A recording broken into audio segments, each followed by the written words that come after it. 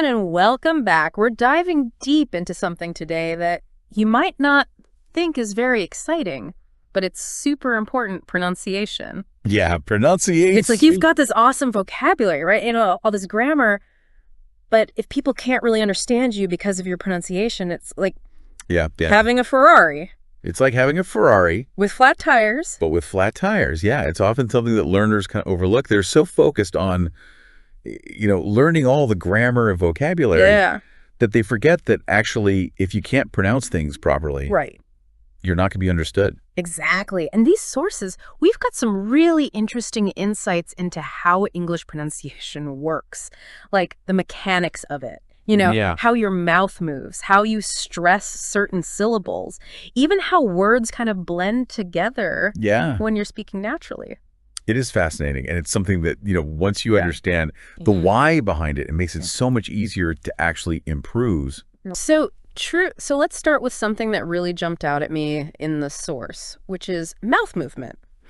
One of the sources actually suggests watching yourself in the mirror while you practice. Have you ever tried that? I have, and it can be quite revealing because I think a lot of learners come from languages where the mouth movements aren't pronounced as they are in English.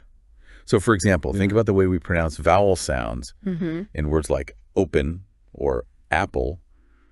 We really have to open up our mouths and engage those muscles. It is like we're doing facial exercises while we speak. I remember trying to pronounce the th sound for the first time and feeling like my tongue was doing gymnastics. It's not something you think about until I do. It's very subtle, and those subtle differences can make a huge difference to how well you're understood. Also, it's not just about individual sounds. It's that kind of emphasis on physicality that carries over into the rhythm and flow of the language. Okay, so let's talk about rhythm, because the source mentions English being a stress-timed language, which sounds kind of intimidating. Like, what does that even mean? It is. It's a bit like a hidden code. And, but think of it like this. English words have a natural kind of beat to them, like a drum beat. Some syllables get a strong hit and others are softer. So, for example, if you take the word computer, you wouldn't say computer. It's computer. That PU gets the emphasis. So it's like we're dancing with the words. Exactly. Give them a little bounce here. And that's what gives English its natural flow. And, and when you get the stress right, it not only makes you sound more fluent, but it also helps you convey meaning more effectively. So, for instance, if you say, I didn't go to the store, you're emphasizing that you specifically didn't go. But if you say, I didn't go to the store, you're emphasizing that you didn't go at all. Maybe you went somewhere else instead. So you see how a little shift in stress can change the whole message. It's like those little stress marks are secret weapons.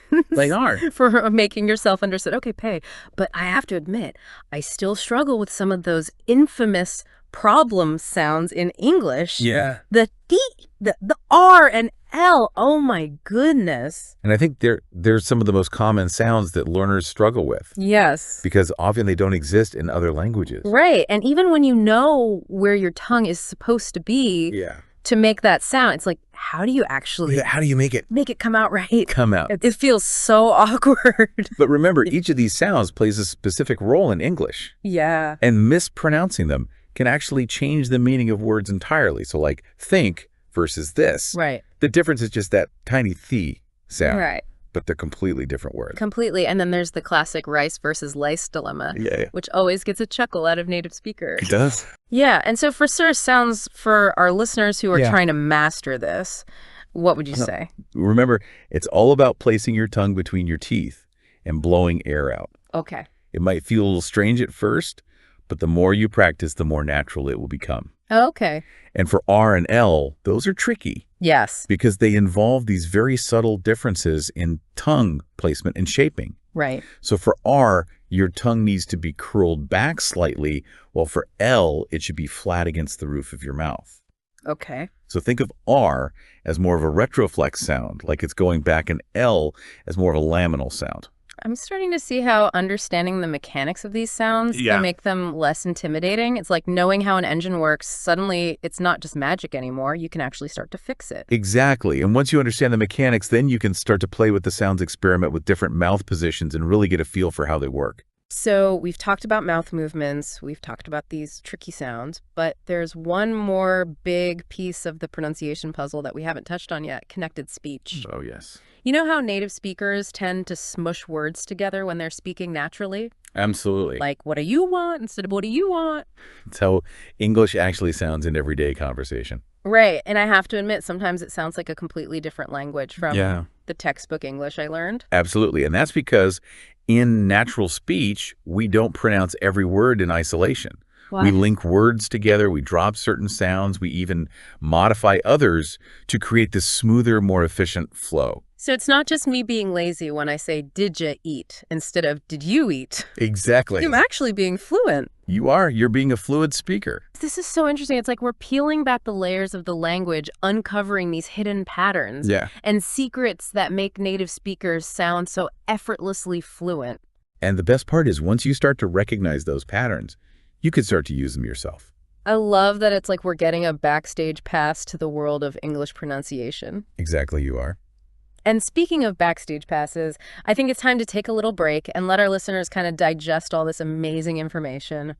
We'll be right back with more deep dive insights into the fascinating world of English pronunciation.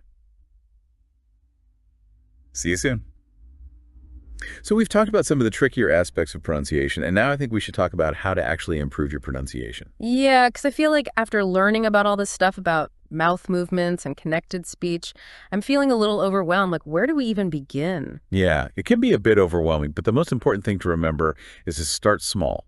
Okay. And be consistent, and most importantly, to have fun. Okay, that sounds less scary. So what are some practical steps you can take? Yeah. Well, one of the sources talks about creating a daily pronunciation routine, which I think is a really great idea. Ooh, like a little pronunciation workout. Exactly. It doesn't have to be anything too elaborate. Okay. Just like 5 or 10 minutes each day dedicated to focused practice. So what does that look like?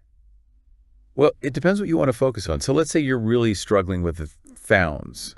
You could spend, 5 minutes a day practicing those sounds in isolation, and then maybe another 5 minutes incorporating them into words and sentences. Right. And if I'm feeling brave, I could even try watching myself in the mirror while I do it. Exactly. And if you find that shadowing is helpful, you could dedicate some time to that. Or if you enjoy singing along to English songs, that's a fantastic way to practice rhythm and intonation. Oh, yeah. I do that all the time. There you go. So you're already doing it. It's so fun. I don't even feel like I'm studying. Exactly. And that's the beauty of it. The more enjoyable you make the process, the more likely you are to actually stick with it. Right. So if I'm obsessed with like a TV show, I could try mimicking the actor's pronunciation. Exactly.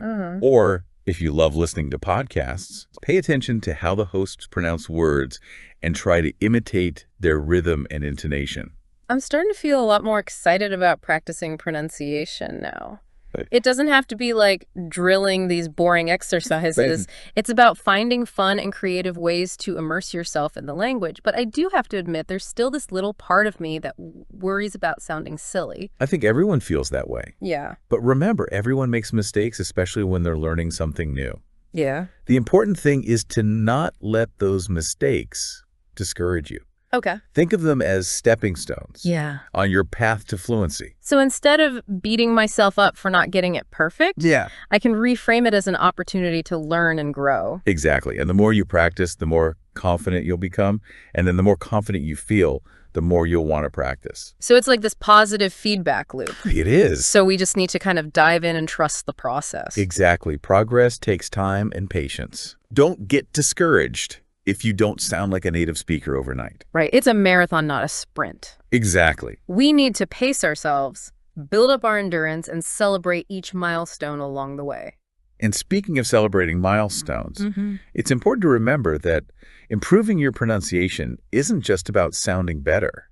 It's also about feeling more confident and connected in your communication. Right. When you can speak clearly and confidently, you feel more comfortable expressing yourself, engaging in conversations, and really connecting with people. Like you're breaking down this wall. Yeah. that was separating you from truly fluent communication. It's so true. I've definitely felt that feeling of clicking with someone. Yeah. When we can understand each other effortlessly. Yeah. It's like this whole new level of connection opens up. Absolutely. And that's the magic of pronunciation. It's not just about the technical aspects of, making sounds. Right. It's about the power of communication, connection, and self-expression. It's like pronunciation is this key that unlocks all these possibilities, like deeper relationships, richer cultural experiences, and a stronger sense of belonging in the English-speaking world. You've hit the nail on the head, and that brings us to another really important point. Oh, tell me more. It's that the impact of pronunciation goes way beyond just the words themselves. Okay. Think about it this way. When you pronounce words correctly, you're not just conveying information. Right. You're also conveying a sense of respect for the language and the people who speak it. I've never thought about it that way before, but it makes sense. Yeah. It's like we're showing that we care enough to try to speak the language properly. Exactly. Even if we're not native speakers. And that effort can go a long way in building trust and rapport with native speakers. It shows that you're taking their language seriously, trying to meet them halfway. So it's not just about avoiding those awkward moments of miscommunication. Right. It's about fostering a sense of understanding and connection between cultures. And who knows, maybe in the process of refining our pronunciation, we might even discover new facets of ourselves. Oh, wow. We might unlock hidden reserves of confidence, creativity, and even a deeper appreciation for the beauty of language. This is really making me rethink my whole approach to pronunciation. Good. It's not just this technical skill to master. No. It's a way to connect with the world, express myself more authentically, and maybe even grow as a person. And remember, it's all about taking that first step. So choose one tip from our discussion today, something that resonated with you, and start implementing it immediately. Okay. Don't wait for the perfect moment or the perfect plan. Just start practicing, and you'll be amazed at the progress you can make. It's so easy to get caught up in the overwhelm and think that we need to have everything figured out before we start. Yeah. But really, it's all about taking action, experimenting, and having fun. Embrace the challenge. Be patient with yourself. Yeah. And most importantly, enjoy the journey. Learning to pronounce English beautifully is a gift you give yourself and the world. This has been such an inspiring conversation. I'm feeling energized and ready to take my pronunciation to the next level. But before we wrap up, I have one final thought to share with our listener. Okay, go ahead. Imagine this. You're having a conversation with someone you've always admired, someone who speaks English beautifully and effortlessly, and you're not just understanding every word they say, you're feeling their passion, their humor, their unique way of expressing themselves. And then you realize you're doing the same thing. You're speaking with clarity, confidence, and this newfound fluency that allows you to truly connect on a deeper level. How amazing would that feel? That's a beautiful image, and it perfectly captures the transformative power of pronunciation. It's about so much more than just getting the sounds right. Yeah. It's about unlocking your voice, sharing your story, and connecting with the world in a more meaningful way. So to our listener, we say this: believe in yourself, embrace the challenge, and never stop exploring the wonderful world of English pronunciation. You have the power to make your voice heard. Beautifully said. And on that note, it's time to wrap up our deep dive into the world of English pronunciation. We hope this journey has been as insightful and inspiring for you as it has been for us. It's so powerful, right? Just thinking about that feeling of really connecting with someone. Yeah. And being able to express yourself so clearly. And that brings us to one final thought for our listeners to think about. Okay.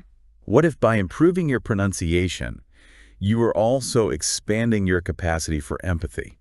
That's really interesting. I never thought about it that way before. Well, when we really make an effort to understand and embody the sounds of another language, we're also tuning in to all those subtle nuances of that culture. It's like we're stepping into someone else's shoes. Exactly. And trying to see the world through their eyes. And it can really help you to foster a much deeper sense of understanding and appreciation for other cultures. It's like pronunciation becomes a key that unlocks a door to empathy. I like that analogy. Me too. It's like we're building a bridge between ourselves and others. Yeah. Brick by brick, sound by sound. Absolutely. And who knows, maybe in the process of refining our pronunciation, we discover new things about ourselves. For sure. We might unlock hidden reserves of confidence, creativity, and compassion. Exactly. That we didn't even know we had. It's not just about sounding better. Right. It's about becoming better. Both as speakers and as human beings. Yes. That's a beautiful thought to end on. So, to our listeners, we hope this journey has been as enlightening and inspiring for you as it has been for us. Yes. Remember, every step you take towards improving your pronunciation is a step towards greater fluency, greater confidence, and a more meaningful connection with the world around you. Keep practicing, keep exploring, and never stop embracing the power of language. And never forget the incredible gift you're giving yourself and the world by letting your voice be heard beautifully and authentically. Until next time, happy speaking.